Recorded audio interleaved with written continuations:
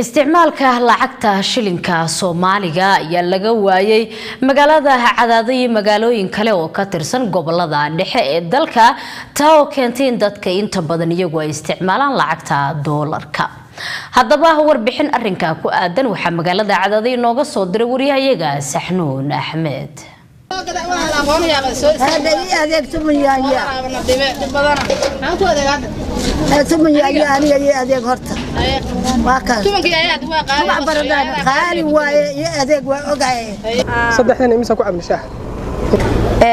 soddon senti ma ku wareertay sheekadooda haddaba aniga soo raac waxaan ku sharaxayaa xaqiiqada magaalooyin dhan oo aan lacag isticmaalin Soomaaliya waxa kala iibsiga ugu badan waxa wax lagu kala gataa shilin Soomaaliga laakiin halkan oo Cadaado ah waxa uu ka mid yahay shilin Soomaaligu waxyaabaha dhacay adiga lacag oo qoli kontona wataaniga qoli kontkii lacagta oo isticmaali waa isticmaal ma laha sababta oo ka shaqeeyay meeshan wax ka heshay waxa ka shaqeynaysa EFC laga isticmaalaa goobaha shaaha ayaa ka mid ah kuwa ugu saameynta badan ee lacag la'aantu naafada ka dhigayso qasaare ayaa soo wajaha ganacsiyada maalin kasta boqolaal shilin ayay lumiyaan tusaale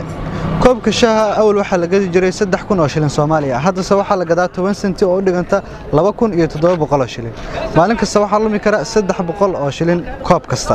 in la shaqeeyo oo qofka bini'aadamka uu shaqeeyo horta waa shay waajib ah oo muqaddas ah naftiisa iyo mataqaanaa inuu ku ilaasho diintiisa iyo cihligiisa iyo mataqaanaa awlaadiisa iyo mataqaanaa waxaas oo dhan waa shay daruuri ah waa ku waajib ah ganacsigiina waxa hadda xareeyay oo aad iyo aad ganacsigii aad iyo aad hoos ugu dhigay shilin Soomaaliga wax ku gada jirnay Soomaaliga oo la waayay Cadaado kaliya ma ahan laakiin gobolada Mudug iyo Galgaduud si buuxda ayuu u joogsaday adeegsiga shilinka Soomaaliga xadkaasho la qaadanay waxaan soo dhamaaday meeshii la yiraahdo waxaan soo dhamaaday meel la yiraahdo Qaraale kaash waa ka shaqeynaa laakiin wax ka suuqyama waxa la dhigi karaa degmooyinka ama gobolada Mareykanka ayaan maanta la nahay qiimo la nahay xoolo la nahay noogu darsan lacagta shilinka Soomaaliga oo dhintay lacagta Mareykanka ayaa isticmaalnaa mas'uuliyadda shaqeynta lacagaha waxa iska leh wasaaradda arrimaha maaliyadda waxaan la kulmay wasiir ku xigeenka maaliyadda ee Galmudug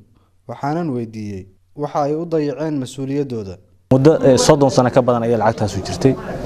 lacag ka dambeeyay oo sharciyana lama sayn lacagtaas iska baabaaday oo ogsoontahay helitaankeeda baskar waxa jira lacag kale oo siyaabo aan sharci ahayn ku sameysmay ummaduna iskaga tacaamulaysa lacagaas marka maadaama aysan sharci ahayn waxa dib noqotay in la kontaroolo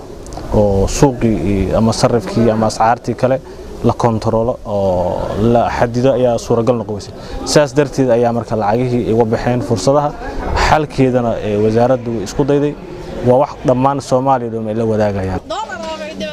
doolarkii hadda soo naftii nooba keenin oo soo yeelna maleey anagu shilinku noolaanahay shilinku noolkiina waa ku baabaa Saxnuun Axmed RTN Cadaado